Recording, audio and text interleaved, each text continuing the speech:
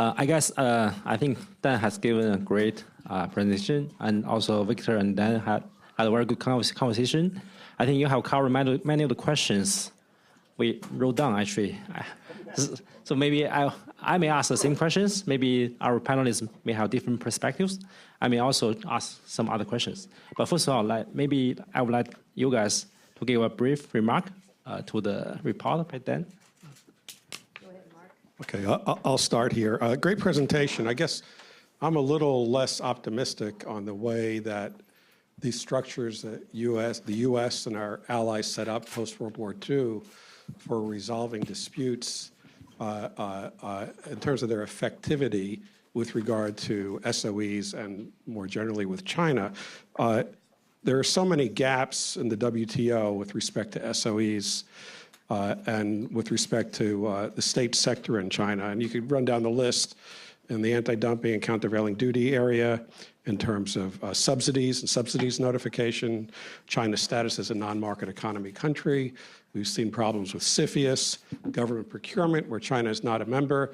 And as Mark Wu at Harvard and others have noted, China's been very effective at using the fact that WTO remedies are non-retrospective to delay full and adequate implementation of a WTO obligation. And one of the easiest ways of doing that is through China's SOEs. So if you're banned, if China wants to ban the export of rare earths, or maybe there's a WTO ruling, but that's prospective only, the next thing you do is you direct your SOEs to decrease their sales to foreign partners, and then you wait for the next WTO case, and so on. So I don't think this is so simple, in my view, as saying that, gee, we have the mechanisms in place if there's transparency. Transparency is a big part of it, but the other question is, do we have the external mechanisms for the things that affect us, whether it's in trade or intellectual property or other areas, such that we would benefit by reforms in the SOE sector? And there have been a number of horror stories, I think, typically involving SOEs in a sector I care about a lot, which is intellectual property. IWNCOM, a state-owned enterprise that has significant patents in encryption, won an important case involving Sony, and that was really an outlier comparing China's past practice. We were all aware of the ZTE case, and when the U.S. was about to fully sanction ZTE, some of my Chinese friends were telling me, gee, it's about time. They get away with everything. Someone other than China has to take care of ZTE. That's probably because of their experience in the courts, I can imagine, in Shenzhen and elsewhere. Interdigital, a company that had problems with Huawei, but almost the flip side of what happened with IWNCOM. So this China threat, which Dan has identified, was one that was identified when China joined the WTO. Gary Huffbauer and others in the late 90s said, unless we get the SOE question right, we're going to have problems with China in the WTO. And I don't think we adequately thought that through, or perhaps we were overly optimistic. So what tools do we have left? We have CFIUS, and that is happening. I think transparency is, in fact, a very important tool. It may be one of the most important, although there's a question about how well China will pursue those. And of course, we have the tools that we can gather through our own efforts at gathering data, which are becoming increasingly significant. The U.S.-China Security Commission identified SOEs as a continuing threat, the arms of the state, and I think Dan properly identified that in the context of the 301, this narrative on forced technology transfer, rightly or wrongly, and I confess to not having the data to justify the 301's conclusions or the fear generated by the 301, but rightly or wrongly, a lot of that is falling on the hands of the SOEs, and I think we need to figure that out a little bit further. So Edith asked me to go ahead, and so thank you. Thank you, Hongbin. I am not in China as much as I once was. I'm in there once a year, and I think there's great value in being in China and kicking the tires to understand. Short of that, what Dan has given us in this report is extremely helpful. It gives us a handle on the kinds of things that the intricacies of the kinds of things that we are facing as investors, as policymakers, government to government, and so on. So I think it's given us a handle, and corporate governance is not always the sexiest topic, but it is a critical topic, as Dan has really raised. The question is, what can be done? What can be done from our perspective here? And I think to the extent that the report raises, includes a number of recommendations, for me, the chief recommendation is around the issue of transparency and how we can convince or represent or talk about or invest so that we get greater transparency. Not only does that go to the quality of the companies, but it goes to the quality of the capital markets in China. This is a market that has developed extremely fast. The institutions have been slow to really, or maybe not slow, but they've not developed as fast as we might wish they had. This is now the second largest economy in the world. It is a large capital market that is, and the authorities are trying to open it even further with an additional connect in addition to the Shanghai and Shenzhen connect. The London connect is perhaps in the offing. MSCI is talking about broadening the number of China companies in the MSCI Emerging Market Index. The Russell 2000 is talking about including Chinese companies. And as Dan pointed out and demonstrates in his report, these companies are SOE companies that have very questionable governance, but very questionable transparency about the governance they have. And if we think that we'll ever back the CCP out of Chinese company ownership, I think we'll have to wait a long while. That is the market economy with Chinese characteristics at the heart of it. SOE reform has been on the table for a long, long while. I started watching China in the late 1990s. That was the time when Zhu Rongji really took on SOE reform with the attitude of integrating China into the greater world economy. That has happened, but when you look at what's happened with the current administration, you can't really say that the goal is integrating into the world economy. The goal is more, yes, bringing more foreign money in to support the Chinese investment in Chinese companies, but not necessarily integrating. It's more a bit of a chip on the shoulder that China has not been given a fair shake in the financial systems internationally. And this is a problem, added to which is the current tenor of the political discussion between the U.S. and China, the idea of yes, tariffs, but then the larger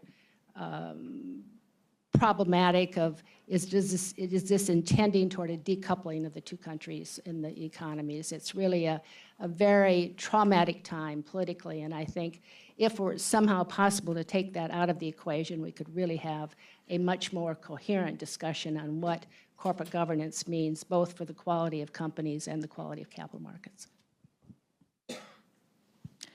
So I really learned a lot from reading Dan's report as somebody who's actually investing, mainly focused on private sector, the understanding of SOE, and most of the details that Dan talked about in the report, I have very, very little knowledge of. But having said that, I have actually, part of me, as I was reading some of your recommendation about transparency, and this is somebody who actually part of my family work at some of these SOE, and in fact, one of my aunts, she was a party secretary for one of the university in Guangzhou. I never really quite understood her role, as a party secretary within a university versus the actual principal, the chancellor, and why is that different role?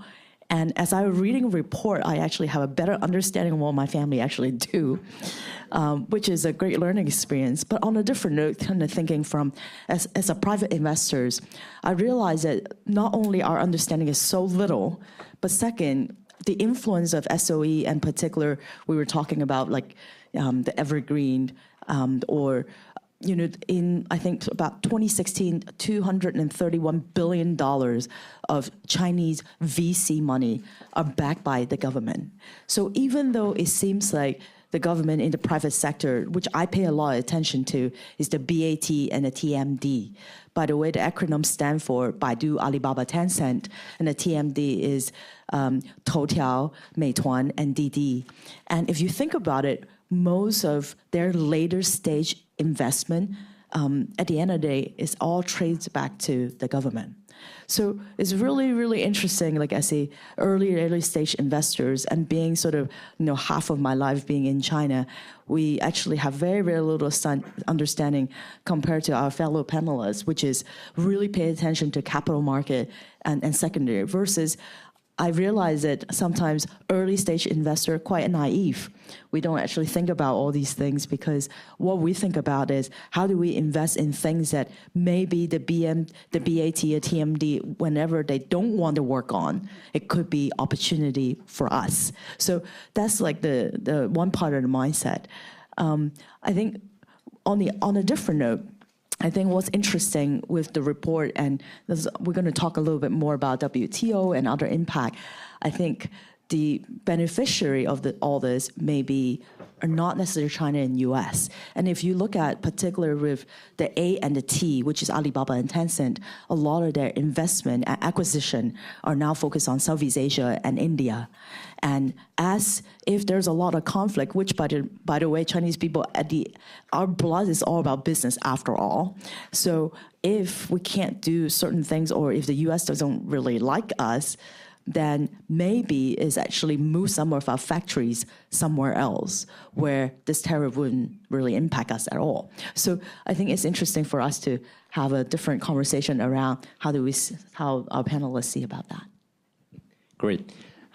Actually, I grew up in a big SOE in a famous SOE city called Jilin. So Jilin City, Jilin Province. So in northeastern China, actually.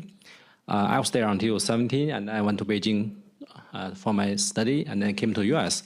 So when I was studying at Stanford, like 20 years ago, doing my thesis, so Zhu Yongji, as the premier, started to privatize SOEs. I mean, I was really doing my thesis. I thought this is a good topic. So my PhD thesis on privatization of China's SOEs. So that's 20 years ago, actually. So at that time, 80 million workers were laid off in a few years, including many of my friends, relatives, actually. So all Chinese scholars and people thought that SOEs are gone, actually, in China. But today, they become stronger. So I just learned last week, there was a report by the State Council last week saying that the state asset in total is 455 trillion RMB, which is about, if you calculate, about 66 trillion US dollars. So that's about around 6 times of China's GDP a year. So which is huge, right? I don't know the total asset of the private sector, but there's no accounting for that. This is very big, actually. But if you look at it, there's no picture by that report. If you look at the breakdown by industries, actually there's not much in manufacture. Most of this is in services. Yeah, all services. So manufacturing is really small. Actually, I'm conducting a survey just in the summer, actually, in July. I'm running a big survey in China. It's called Empower Employee Match Survey, CES, China Empower Employee Match Survey. So we did it in 5 provinces, including Jilin, actually. Guangdong, Jilin, Jiangsu, Sichuan, and Hubei. So we just did a survey from 2,000 manufacturing firms. So out of 2,000 manufacturing firms, only 3% are SOEs. So they're not, SOEs are not in manufacturing, actually. So the trade war is about US-China manufacturing, right? Manufacturing from China to the US. But most of the manufacturing firms are not SOEs in China. So most SOEs are actually in the service sector. So my question actually related to this. So in the past decade, especially after especially after the financial crisis, so some observers said that there's a so-called 国进民退. It's called the state advances, the private sector retreat. So how do you guys comment on that? So is the state really advances? Why is that happening in China? I don't know if this is... I can only address one very small part of it, and that only partially, which is China's quest to be innovative. I think it's always puzzled people how state-owned enterprises, some of whom are in services and some of which may occupy monopolistic positions, would have any incentive to innovate. Traditionally, if you're a monopolist, and particularly if it's in the utility or rail or some other sector where you're not going to have any competition, there's really not much incentive to put in R&D. You should just continue to maintain your rents. And you can see this at the USPTO, where we looked at patent filings from China over the past 10, 20 years when I was at the PTO. And you could see about 20 years ago, the patent filings were dominated by state-funded R&D institutions, typically universities or Chinese Academy of Sciences. And it's only been over the past 5 or 10 years that you've had a migration both to more private sector-oriented, the BATs of the world, but also a closer linkage to what China exports. So before that, it was almost like the tail end of a research project. You did your dissertation, why don't you get a patent, file it at PTO, probably no commercial value whatsoever. So I don't see, even in sectors that look like they've been the heroes, such as a high-speed rail, where China has done a tremendous job of aggregating foreign technology and improving upon it, I still don't see a very innovation-driven culture in the SOEs, at least to look at the data. So, Hongbin, is your question about the quality of the private sector markets, or?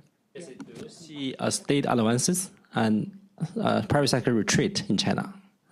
Why is that happening, if that's a fact? So, well, I think one aspect that helps explain what's happening is the financial crunch for private sector companies. And it's really a very difficult situation, I think, as the Chinese authorities go after trying to rein in shadow banking, trying to lower some of the leverage throughout the economy, that the private sector companies been caught in that crossfire. And as a consequence, I mean, that's what I think precipitated the 3 meetings these last 2 or 3 weeks between Xi Jinping and the entrepreneurs in China. So I think that's a real difficult, as they try to change the trajectory of the economy overall, how they rein in the leverage, and the brunt of that has fallen on the private sector company. And I think that's made it very, very difficult for many of them to move forward. And then their ability to get funds to meet payrolls, et cetera, is really limited, is really curtailed.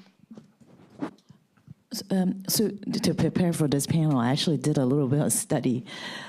So if everyone get because to read your report, I actually have to have a lot of background information just to get a better sense. By the way, on Wikipedia, you can see the whole list of all the companies that are state-owned. And of course, some of them, which is more obvious, things like cement, steel, coal, railway, tobacco, insurance, aluminum, solar panels, these are many state-owned enterprises actually produce this physical goods. But on a different note, I think Professor what's suggesting is that there are actually these huge conglomerate, mainly services and investment focus. So it's very hard to really dissect exactly, who is going to get impacted.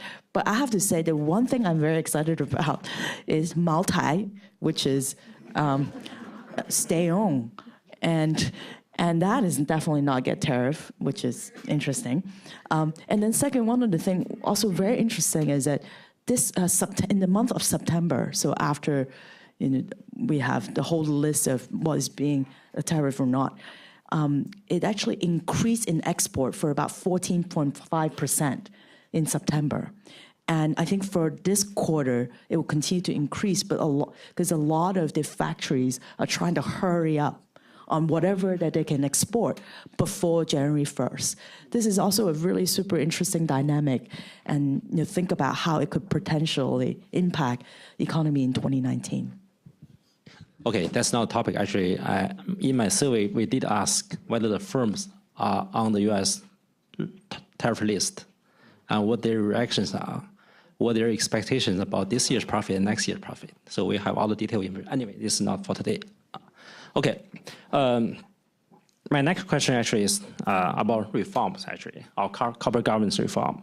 So what I read from the topic of today's talk by Dan is that if we reform the corporate governance, make the SOE stronger, right, they will be the good companies, still SOEs, right? So the other way to reform it is just get rid of them, right? Like what Zhongji did, to privatize them.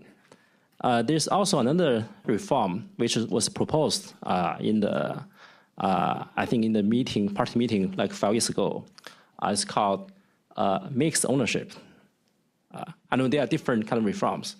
How do you evaluate the stages of the reforms SOEs in China today? Are there any progress, or are they going backward?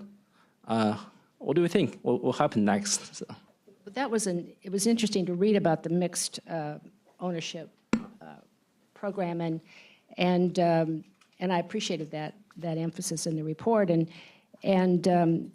but I think it's a pilot at this point, and it does invite foreign ownership, and by inviting foreign ownership or foreign strategic ownership, by inviting foreign strategic ownership into the SOE company, that invites expertise that can then bring greater emphasis to how the company is managed, and that can maybe get to the point of view that corporate governance is more than compliance. It's actually a tool to more efficient companies, better decision-making, better value, and it also can bring home the point that this foreign investment, this strategic investment, while strategic, is also minority investment, and those minorities investors are entitled to shareholder rights and privileges just like the majority shareholders. So somehow if you can reason it that way as opposed to, and I know you're not doing this, but Western corporate governance is the way to go, but sort of reason it based on their own self-interest, there could be really, the mixed ownership project could make a difference if it can get anywhere, if it has legs. I don't know. I don't have any way to evaluate that.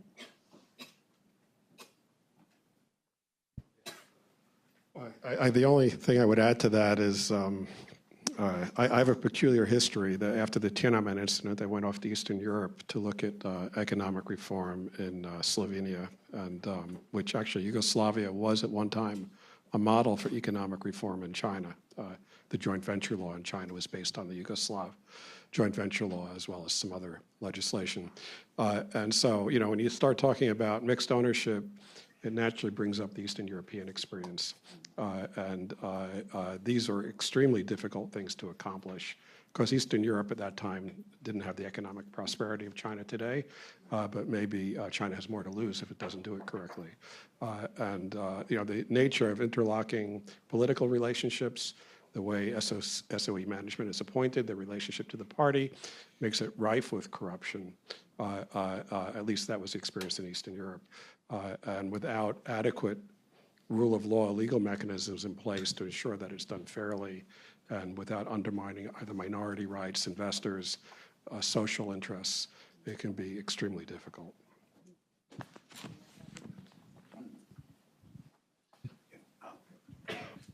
On the mixed ownership question, I think probably one of the things we felt most strongly about by the time we finished the study was that, just going through the motion of mixing the ownership, of having other kinds of shareholders at the SOE, that's not in and of itself enough to bring about the changes in the behavior of the company, right? It doesn't just automatically get more productive just because people have been loaded onto the board of directors or into the shareholders. Separate but equal is inherently unequal, right? If you have executive directors who report to the party and independent directors who represent profit-making interests together in a mixed ownership board or setting, that doesn't mean that the good stuff's going to happen. The party presence has an overwhelming influence on how the company's going to be operating and thinking. And so it's not enough just to kind of go through the mechanical steps of bringing in different kinds of shareholders. It's going to take a much larger kind of spirit of changing how these firms are operating is going to be required. Okay, great. So actually, I worked in Beijing, Tsinghua University for 10 years. So during that time, I did a survey of college students. So we run national survey of 100 colleges every year. Of like each college, we have like a few thousand students answering the survey. So one of the questions we ask is that, what would be the ideal or best job? Which sector you prefer if you can choose? So guess what? 2/3 of students chose either SOE or government jobs. Every year, I mean, until 2 years ago, actually. So I just joined Stanford 2 years ago. So now one of my colleagues at Tsinghua is still running the survey. And for about 10 years, there's no change in the percentage. So the best talents prefer to work in SOEs. Now, I taught there many years. Most of my students, when they are on the market, job market, they prefer to work for the big banks or state-owned like financial agencies, which pay high salary and it's a very secure job, actually. And they also offer hukou of Beijing, which is really valuable. So actually, my question is that about innovation. So SOEs has the, I mean, even in my sample firms, they have the highest capital labor ratio. They have more capital, they are more capital intensive. They have access to finance, right? They also have human capital, best human capital. So why can not they become more innovative? So what is wrong with SOEs if they are not innovative? Or can they be innovative? You know, I think the answer for me to this question, and the question is based on an assumption that we could still dig deeper into, but is that if you, bureaucratic-driven models for innovation have their limitations. It's not that they're absolutely not innovative. I think high-speed rail in China, even if core technology was acquired from some of the leading foreign purveyors, China did a great job of aggregating it and improving upon it. And that's a kind of innovation. You know, people dismiss, especially in the US, state-driven innovation that put people on the moon, created the atomic bomb, et cetera, et cetera. And those were innovations. The problem is if you have bureaucratic innovation, you're likely to have a tremendous fear of failure because it's not going to get rewarded, and innovation depends upon failure. And to that extent, SOEs, to the extent they're bureaucratized, we may not see the kind of disruptive innovation that you could see from an Apple or even a Huawei. Just the structures are not there in place. So I make my living investing in innovation, so I have to have an opinion. So to start, there's two levels of this. Just to start with, China actually have 181 unicorns now, more than the US, and that was posted on the South China Morning Post a few days ago. So if you're talking about innovation, I think as much as maybe not the SOE that achieve the level of innovation Chinese government wants, but I do think that in the last at least 5 years, constantly there's always the federal, state, the city, even sometimes little district level government will come and visit us in San Francisco. And a lot of these conversations that we have with them is they really want to invite 500 or a lot of the entrepreneurs to actually come to China to set up offices. And there, to me, is a show of gratitude and say, look, we appreciate innovation. We still appreciate Silicon Valley, even though I think China have leapfrogged so many ways in mobile payment, in autonomous car, in so many different areas. Having said that, they actually welcome foreign Americans or Israel or many other really interesting startups to come and grow in China. So, but of course, as I mentioned earlier, Chinese government have backed $231 billion worth of venture capital for investments. So I think the strategy, and you also mentioned, Professor, that a lot of the state-owned SOE are actually services-based. It's very hard to innovate for a services company. So with all these different reasons, I think Chinese government actually have done a decent job to get out of the way. In fact, they have publicly stated by 2030, China want to be #1 in AI. And in order to achieve that, there's a lot of really interesting activities going on with the BAT and iFlyTech. And on top of that, you see a lot of industrial park, which is one thing China is definitely not short of, is incubators and industrial park everywhere. And in that sense, they are literally subsidizing and wanted to set up shop, educating as many AI expertise as possible. So I think China is definitely not lack of innovations, at least not lack of motivation to innovate. But would the SOE really, help address that? Maybe, maybe not. Could I just make a quick comment? I think your question goes to the heart of an element of Dan's report, and that is how you can affect better corporate governance by better alignment of the incentive between the managers, the CEOs, and how their performance and how they're compensated or paid. And I think that intricacy of corporate governance is really key and critical to whether a company is going to be innovated or not. The tone comes from the top, and if that CEO is not incentivized and is looking for his or her next political appointment, then it gets very difficult to think about the company first. And I think that's core to Dan's report, that idea of innovation and SOC. I might just SOE.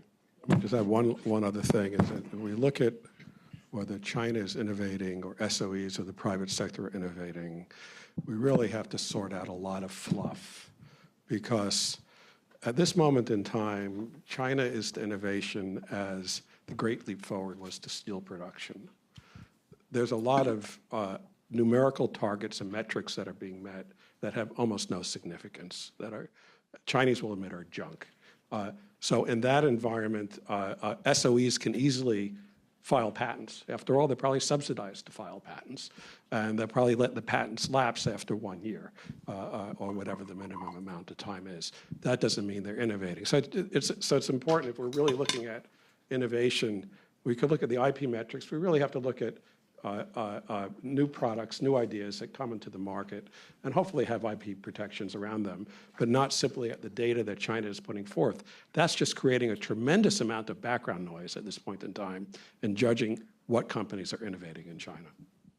Yeah, great. Actually, I can provide some data. Actually, in my new survey, we found the most innovative firms are foreign investing firms in China. I think most data, Ministry of Science and Technology data, which has a HNTE annual report, which is a great report for people who love data, and they also show that in many sectors, foreign invested enterprises are the most innovative. So I think their patent ratio to SOE is like 20-1, something. It's very high. I mean, in terms of capital, actually.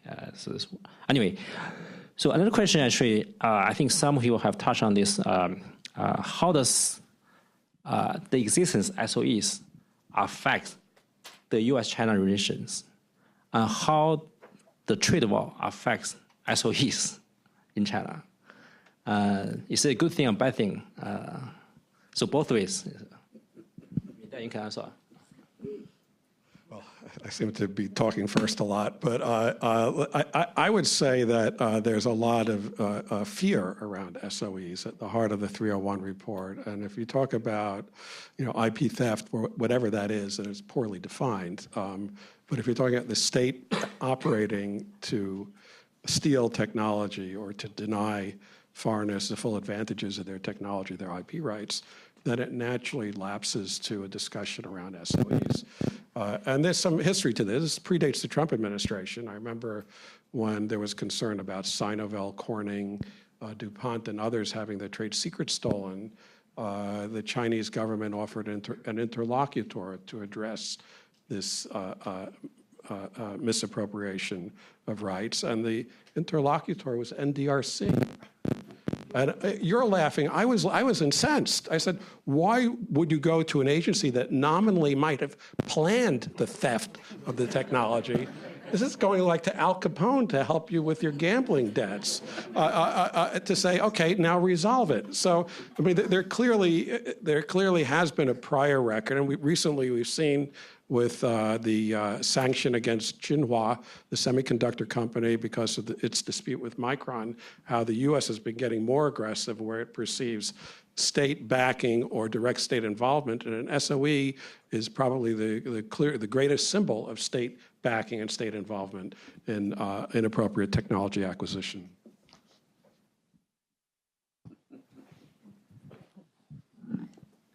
Yeah, actually, I actually mentioned to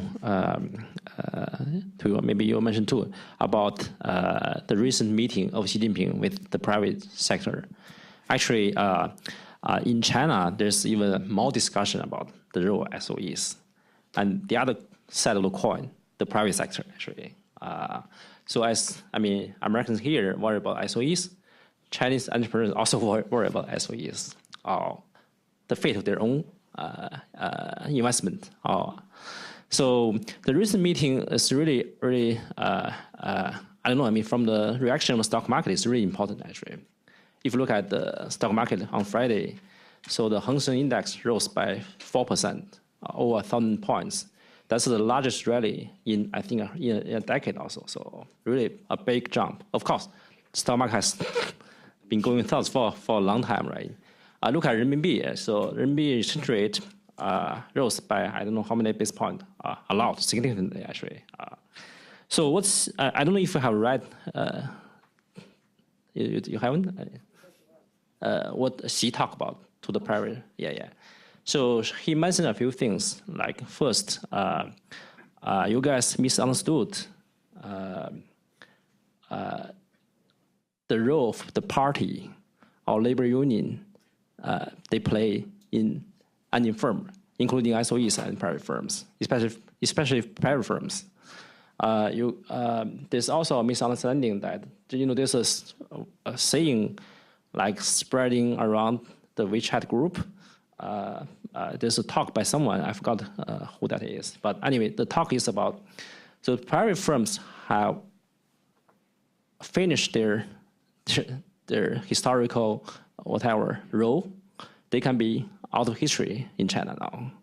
So that's been actually spreading around for a few weeks. And then Xi answered to that. He said that's wrong. So private firms are as important as SOEs in China. So what do you think about his recent talk to the private sector? Do you think there will be a big change in China in the next few months, next few years, basically to strengthen the private sector, to reform the SOEs? I think you can offer a very pragmatic answer to that. Here's a man who's got the second largest economy that he's in charge of largely. His job may be on the line, so to speak. But he has the private sector is responsible for 50% or greater of GDP. I've seen 65%. The percentage jumps around. He's no fool. He's got to meet with these people who are responsible for a large part of the momentum in that economy. And but once again, I think he's not going to be a zebra who changes his stripes. I'm sorry to mix my metaphors, but he is a very different type from what I read and from what I understand than, say, the original reformers who started the ball rolling. And I'm thinking particularly of people like Zhu Rongji, to a certain degree, Jiang Zemin. But it's just a very different tenor that you see, or that I read in the reports, and I'm getting second and third hand, granted. I'm not there and I don't speak Chinese. I'll be there later this month, but I really, I think it's a different person, a different temperament, a different tenor in China than it was in the 1990s. And so we're dealing with a different dynamic, and I think that has to be taken into account when you're trying to evaluate what he's saying to the private sector at the time he's saying it, how he's trying to balance that against what he's trying to do, turn the economy around, make it more consumption-driven, trying to rein in the leverage. You've got a huge problem with these local governments and what they've done in terms of trying to bring in the cash they need to do the kind of development that they want, to move their local economies the direction they want to. I mean, it's estimated in the trillions that they've borrowed in special purpose vehicles, and it's not, talk about transparency, it's not transparent at all what has happened based on what I read. So I think those are huge issues. He's balancing them, and if he cuts off, 50% of his economic momentum, he cuts off his left hand or his right hand, whichever way you want to go with that. So I think it's hugely important. So this is just my own observation, and very, very hard to explain. I guess private sector and SOE, they're all she's kids, right? Just some of them are nice looking and some of them are uglier. And I think that for a really strange reason, my parents does that to me sometimes, which is even I love you, I just want to make sure that, I will keep you on your toe. They're a competition. So sometimes I feel like it's a very Chinese thing. Even though I will love you, I'll protect you, but at the same time, just watch out. You have competition, and there's better performing kids than you do. And really interesting, at least to me, is that, of course, again, I pay attention to more the tech sector. BAT, Baidu, and Alibaba are both listed in the US. Tencent is listed in Hong Kong, and I'm very sure the TMD probably is not going to list in China. So, and of course, that's right, Meituan in Hong Kong. That's right. So, of course, seems like they're a little bit more transparent, but at the same time, I would love to hear what you think, which is sometimes this is not just for government. Even some of the Chinese boss and CEOs, they're never about transparency. They just want to do it, and then we'll figure out later. And I think the transparency on, detail every single piece of rules and laws is actually a very American thing. So for any of you who are going to China and do businesses, a lot of times they will welcome you to do JV and just let's do it. But how about these 10 other things? We'll worry about it later. That's a very Chinese way of management, which I would love to hear you guys' thought on that. So I as a reader of People's Daily every day, I was very excited by the speech too, because of course Xi Jinping talks about the private sector, but he kept on using this word 丁信元, right? Which the English translation is kind of funny. It's basically take a chill pill, right? which to me is okay, yeah, take a chill pill, don't panic, it makes sense. But it's also not the kind of guarantees that investors might want to look for, right? Because I think China is a pretty mature economy, and the private investors are very mature these days. So I want to ask people on the panel, and maybe Hongbin from your survey research, what kinds of institutional reform are private investors looking for? That would encourage them to, invest even more in China, invest in more long-term investment, more innovation in China.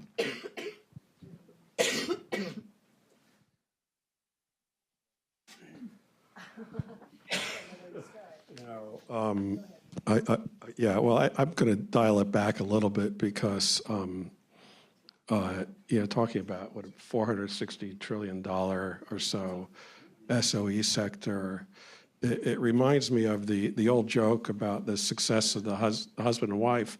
They have a wonderful marriage, and someone asks them, well, what's the secret? Well, he says, I take care of the big issues, she takes care of the little issues. Well, give me an example. Well, are we going to be invaded by aliens? Will there be a nuclear bomb, global warming? Those are the big issues. And she takes care of the little issues, like what are we going to eat today? And I think the big issues are a little bit beyond our ability to manage here in the United States in SOE reform. They're important to raise, no doubt. But the important point for me is, well, where do those SOEs interact with us?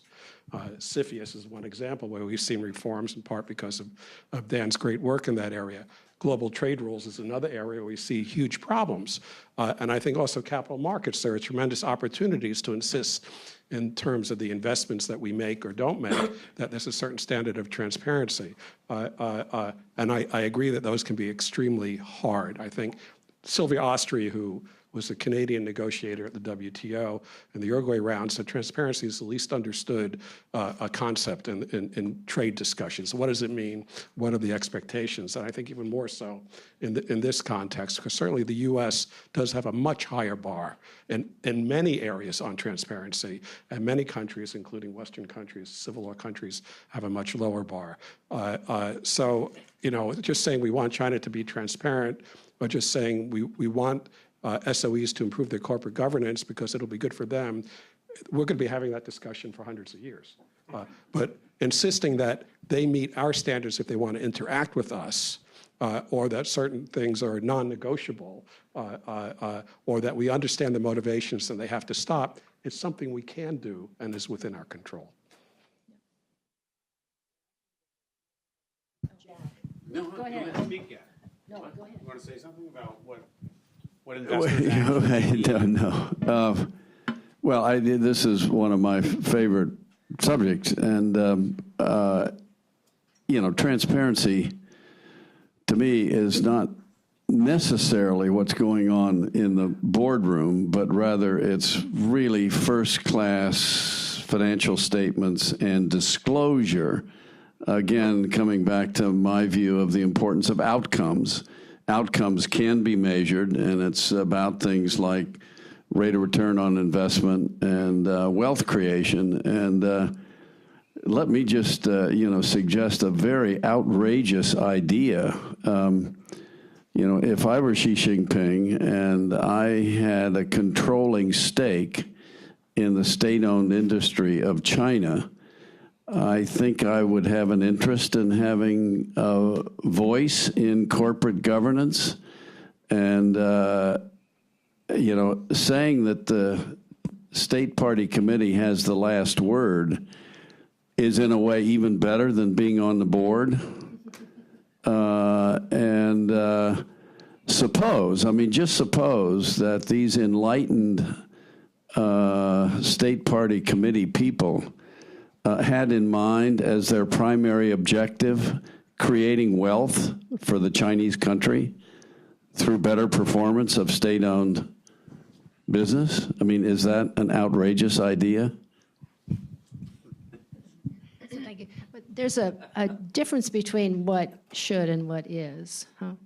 And I think it comes to Dan's report. There has to be some, again, should, but there has to be some motivation, self-interest that really brings full circle the discussion on corporate governance. On another level, it's not so much what investors are looking for in the way of institutional reforms, but one area of interest for institutional investors and otherwise is in the area of green technology and ESG and sustainability, which, not to take us on a different course away from corporate governance, it does have a parallel to corporate governance.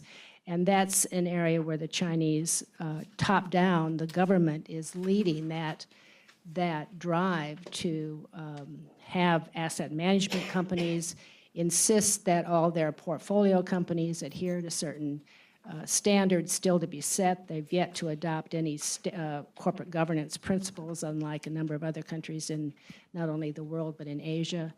But that's a push and an interest that would appeal and that could contribute ultimately to better institutionalized governance of companies. Since Jack mentioned about sort of challenging the status quo, how we should think, I have two comments. One is, I think transparency and on top of that, data privacy, which is also a big topic these days. Pretty much China is surveillance state. You see security camera everywhere. But there's a big conflict, right? I think it was so interesting to me, your survey saying that most of the students want to work in an SOE. And have a lot to do with a few things. I think one is one-child policy. Well, until a few years ago, mostly one child. And there are basically three sets of parents, right? Basically two grandparents, and the parents would take care of one kid. And for them, it's all about stability. And I remember when I was 10, my aunt was making $30 per month in income. So in my lifetime, I remember how poor our family were. And in this case, if SOE, which there's a Chinese saying, 爱国不爱党, which you love the country no matter what. You may not love the party, but you know what? In the last 30, 40 years, China become a completely, now is number 2 in terms of GDP in the world. So there are some fundamental things that I know is very important, from an investor point of view. And trust me, I'm all about, profit. And I want to invest in amazing companies, just not SOE.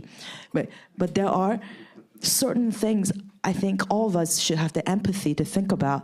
There are Chinese citizens because they remember security and safety, and that is taken care of now. So there are certain things, even though it's not on par as the U.S. level. There's another Chinese word, not exactly 不是定心丸, is more 认命. It's just you sort of accept your faith that this is how the country work, even though I don't love it, but I accepted it somehow.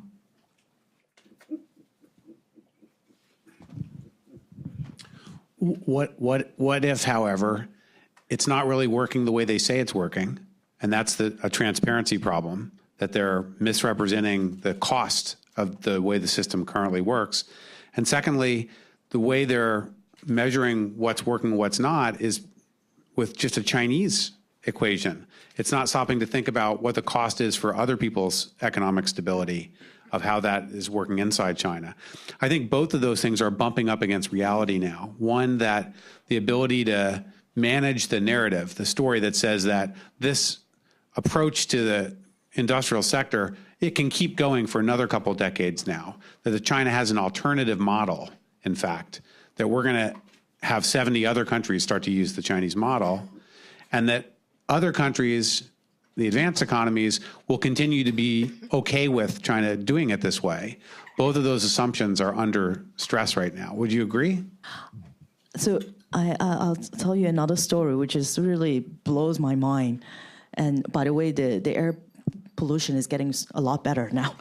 But 2 years ago, we would drive, one of my family friends were driving me from Shenzhen to Guangzhou. I can't see a clear sky at all, for 2 hours.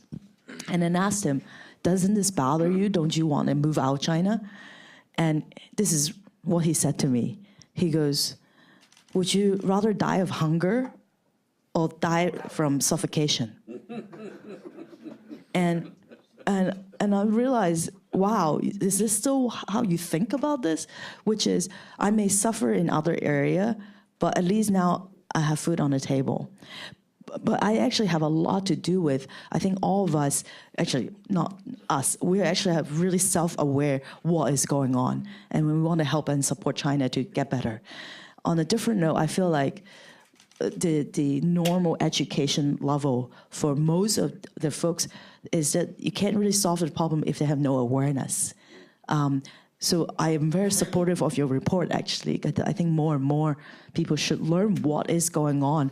I think many of the folks that actually need to solve this problem, they have no self-awareness, think this is a big problem.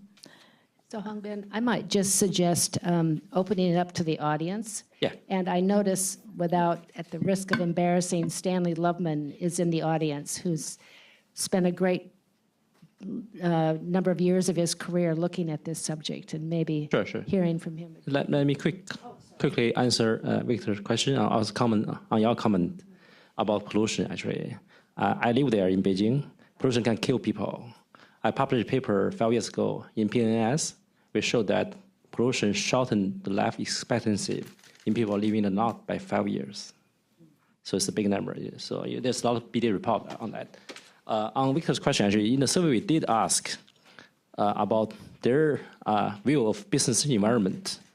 So by ownership, you guess which ownership business owners are more positive about China's environment? It's the foreign firms. They are the most positive ones, followed by SOEs. The worst is private sector. So what the private sector the business people want is basically a level play field with SOEs. That's all they want. They don't like subsidies at all. So in the data, we ask all kinds of subsidies. All the cash subsidies only add up to about 1%, less than 1% of the sales. It's still pretty big, but not as big as people thought, actually, 1% big. So what private firms want is we don't want subsidies. We want overall equal tax reduction, just like what Donald Trump did to US, right?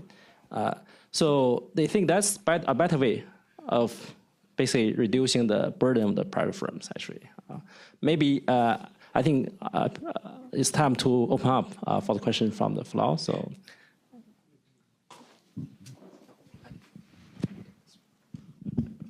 Thank you very much for the shocking announcement that you expect me to say something intelligent about a very complex topic. I was very, very pleased and interested when some of you talked about the need for a legal system.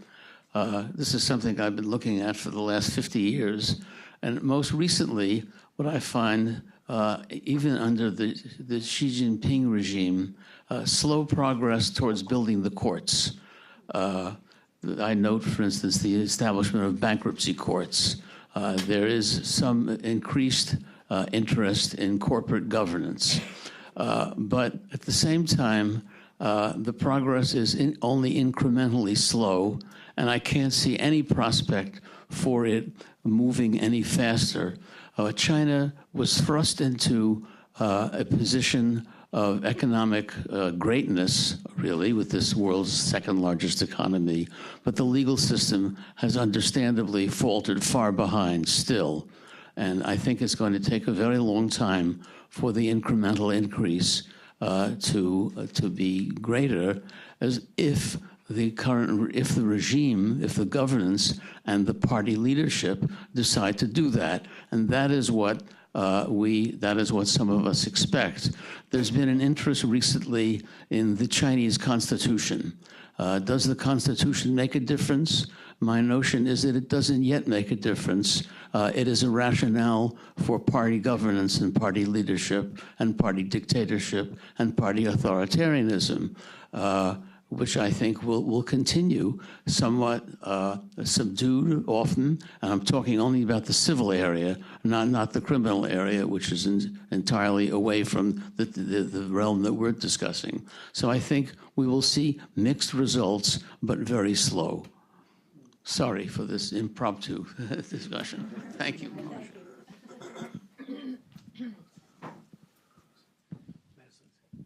I'd also like to thank Dan and Victor and the panel for a great presentation. I haven't had a chance to read the report yet, so maybe some of this is covered in there. I have four quick points. On the innovation issue, there's a recent book by Douglas Fuller on innovation in China. I can't remember the name of it. It's a play on Crouching Tiger, Hidden Dragon. But one of the things, as I recall, that he stresses in that is the role of overseas Chinese investors, which are a special category of foreigners involved in China. So in the question of understanding how China really operates, this is a whole different area that I think needs exploration. Second of all, Hong Kong only came up once, just peripherally in your remarks, but I think the role of Hong Kong as a place for listing Chinese companies, private and state-owned, is also a critical variable, and because people had thought by listing in Hong Kong that would increase their attitude towards the rule of law, towards transparency, towards all of these responsibility for stakeholders. So I'd like to hear if anybody's thinking on that. Third quick point is there's so many Chinese getting MBAs abroad and also EMBAs and also programs, joint venture programs within China. Do they play a role in any of these trends that we're talking about, or are they pretty much marginalized?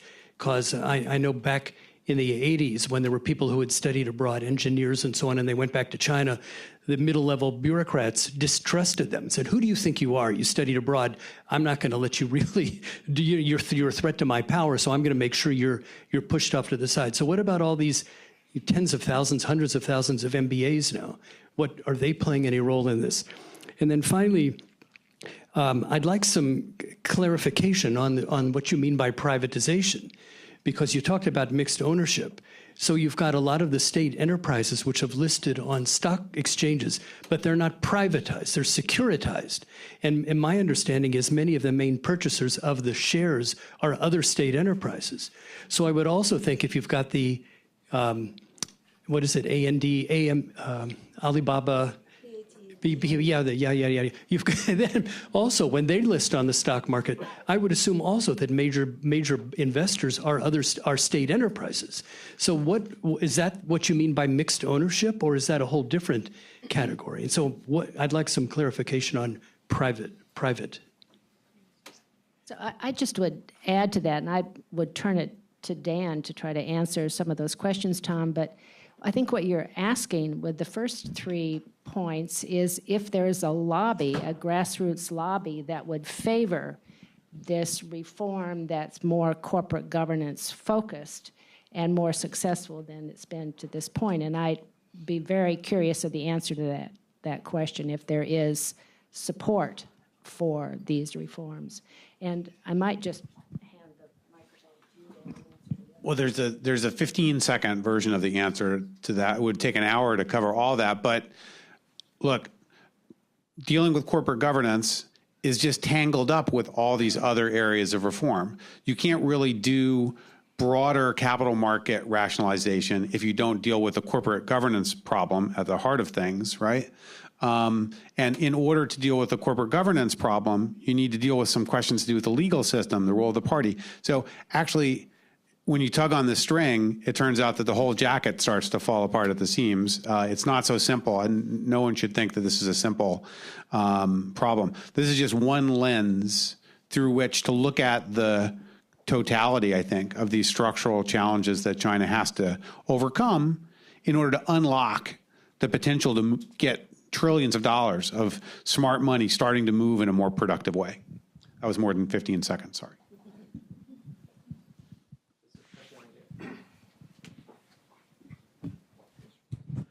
Two questions. First is your thoughts on the current talked about slowdown in China. One metric I haven't been able to fully grasp is unemployment rate, which at 3.8 is probably the lowest in about 2 decades. I've talked to a lot of entrepreneurs. They do complain about business seeming to slow down. But the same entrepreneurs also talk about the tightness in the labor market, which I've also experienced.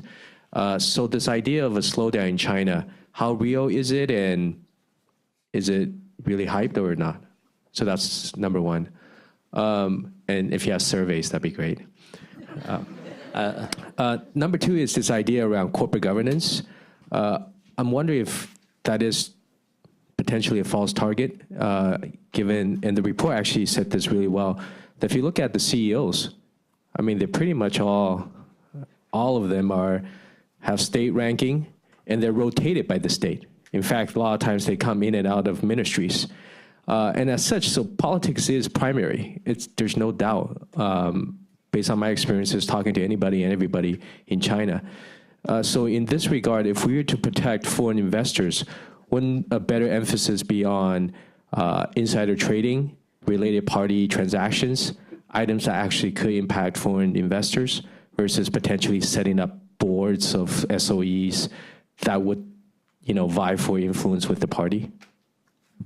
Maybe I answer the first question. I'm a labor economist, so you talk about unemployment rate in 20 years. I mean, there's no such kind of data in China. At least you don't see that.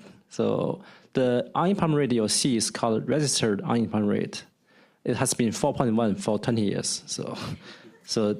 But you're right, the labor market is very tight. And that's exactly the reason of slowing down. So in the past, you would think that the unemployment rates would go up, right? But because the decline of labor force since 5 years ago, every year China is losing like 2 million labor because the reduction of decline of the fertility rate starting from like 30 years ago. So now there's a new paper I saw a few weeks ago. The total fertility rate in China is only 1.05, which is the lowest, one of the lowest in the world. Replacement level is 2.1, right? the man cannot have birth, so each woman need to have 2 children in order to have the replacement level, right? The population doesn't decline or increase. Now it's only 1, so which is really like extremely low.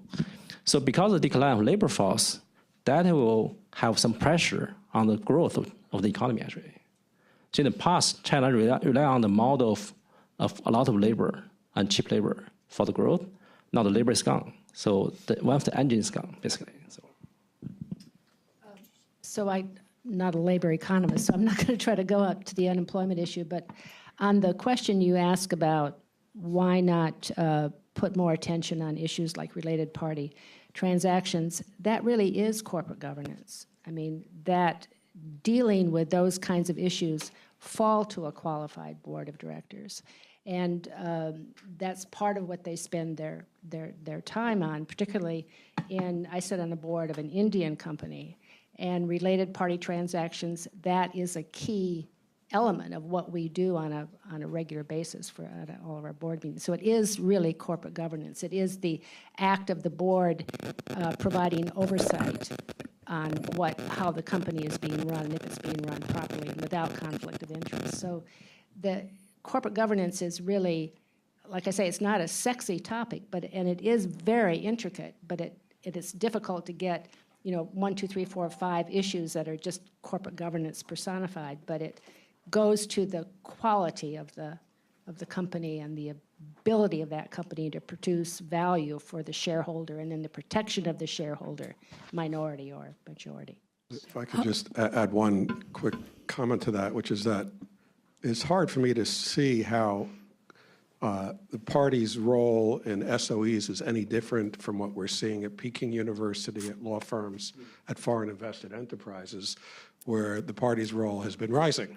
And we just saw this with the new party secretary appointment at PKU. So if we're talking about transparency, we're now talking about transparency for American universities when they deal with Chinese universities. We're talking about whether when you hire a law firm, whether they're reporting to the party or not, particularly because there's no attorney-client privilege. This is an issue that is much bigger than the SOE sector. Again, it's one of those big questions that I think are hard to resolve. Hongbin, we have time for one more question, and then we're going to bring our chair, Ken Wilcox, up here to close the program. First of all, I'd like to agree with all the professors. I've been teaching MBAs and master's students for the last 9 years, and almost 65% of the students from China actually returned and work for SOE. I'm talking about a large SOEs. And I believe that that's number one is the cultural, because it's like for me, when I first got a job, I wanted to work for IBM because that's the prestige and work for something stable. Including right now, like China Resources have a lot of our MBAs, and some of them, unfortunately, it's just been arrested for corruption. So at least they didn't learn much about, the situation. My other question is, I visited a couple areas in China recently. One is Yunnan. The other area is called the eastern part of Shenzhen, which is Chaoshan area. I start noticing there's a lot of the 3% manufacturing SOEs that you guys are talking about, little company that exists in the 4th-tier cities. And I noticed that the whole role is no different than many, many years ago, just to provide jobs. And I was wondering, I don't know, Dan, have you ever looked into any of these so-called the local, not the big 200 huge CITIC and so forth, and see what the role is right now? Is there any changes and so forth? Thank you.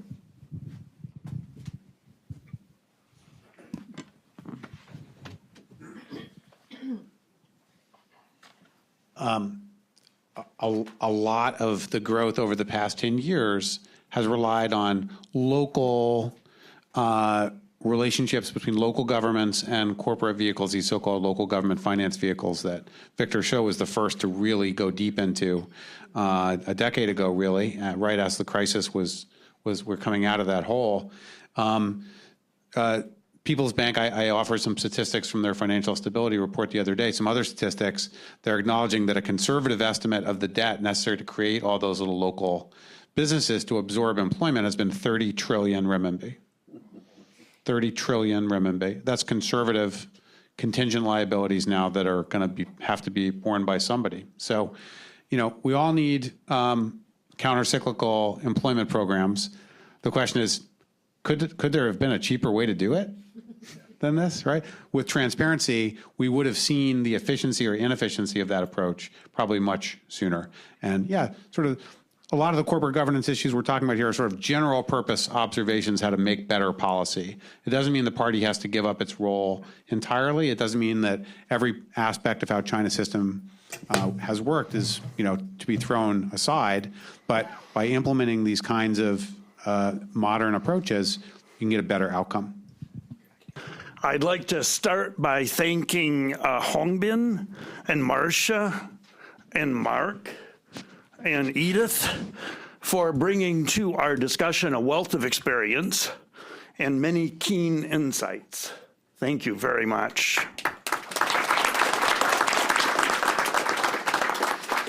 I want to thank Victor for coming all the way from San Diego. There's nobody on earth, I think, who knows more about the Chinese banking system than Victor Shi. I also like to thank Dan. I've read every one of Dan's reports for years now, and I really think they were all good. This is the best. The next one is going to be even better. And I want to thank all of you for coming. We really appreciate your involvement, and I hope that you get something out of these programs. Now, the nice thing about thanking everybody is that it gives me the last word and affords me the opportunity to make a point or two of my own. So I would like to, in closing, share with you just 2 or 3 observations that I could have planted into this question and answer period, but decided I'd save until the end. I worked in an SOE, in a manner of speaking, for a number of years. That is to say, our bank, Silicon Valley Bank, entered into a joint venture with Shanghai Pudong Development Bank. I went to Shanghai and spent 4 years there building that bank. And in a very real sense, I was working in an SOE. And I would say 4 things based on my experience. They are similar to things other people have said. The first one is, I will tell you that before we went over, my wife and I, our bank negotiated the percentage ownership. And initially we got 20%, which was the maximum for a foreign bank entering into, and by the way, this was in 5,000 years of Chinese history, the first time that an American commercial bank was given permission to set up a joint venture with a Chinese commercial bank. So this was a watershed event. We got 20%, but then we decided to try harder. And I personally jumped into the fray because CEOs always think that they know better. And we negotiated hard, and we ended up with 50%, 50-50. And I was so proud of myself. Now I look back and laugh at myself. Because my belief based on those years is it doesn't make any difference whether you have 1% or 99%. If you're in a joint venture in China with a state-owned enterprise, you are governed by the Chinese Communist Party. That's not my first point. The second point, I want to agree with or support a point that Edith was making, and that is a lot of times Silicon Valley, and I've spent most of my life in Silicon Valley, adult life, takes great pride in saying, oh, Chinese can't innovate. They just copy. I am here to tell you that Chinese are doing a remarkable job of innovation. I think there is a lot of innovation taking place in China, and that anybody who is resting on his laurels will be sorry over time. However, not even however, leave that word out. It's in the littler companies that it's taking place where we're not. Only people that are actually on the forefront studying technology developments will see it, but it is taking place there. And in many regards, as you said, I think you used the word leapfrog, in many regards, China has leapfrogged some Western innovation centers in certain areas. So make no mistake, innovation takes place. My third point is, anything that gets big enough in China becomes functionally a state-owned enterprise. So If the innovation's not taking place in the bigger companies, it's okay. It's taking place in the littler ones. And in a weird way, it mirrors our system in the US, where the biggest companies are not that innovative. They've outsourced it to the venture capital-backed innovation space. When it gets big enough, they just buy it and incorporate it. In some ways, it's almost a parallel system. My fourth point, and here I'm agreeing with somebody, and now, unfortunately, I think it was Mark, and maybe others, and that is, although this report is great, Dan, I'm the first one to say it. I do think that maybe SOEs are not, in the end, the most important thing. Because the SOEs are more a symptom than a cause. They're more a tool than an initiator. To me, the real thing in the end is, and I'm going to use a sports analogy now. Anybody who knows me well knows I know nothing about sports, so this may be a rotten analogy. But in the US, the government plays the role of the referee, for the most part. In China, the government is not just the referee. It's also one of the players. In many cases, the biggest, the tallest, the heaviest. And in addition to that, it gets to decide who wins the game. And I think that ultimately, we could potentially, or somebody could potentially privatize all the SOEs, and we might still be we'd be asking Dan to write another report on why we're not happy yet with the outcome. And I think ultimately that's, in my mind, the reason. So that's just my view. I appreciate the opportunity to state it, especially when nobody can contradict it now. Thank you for coming.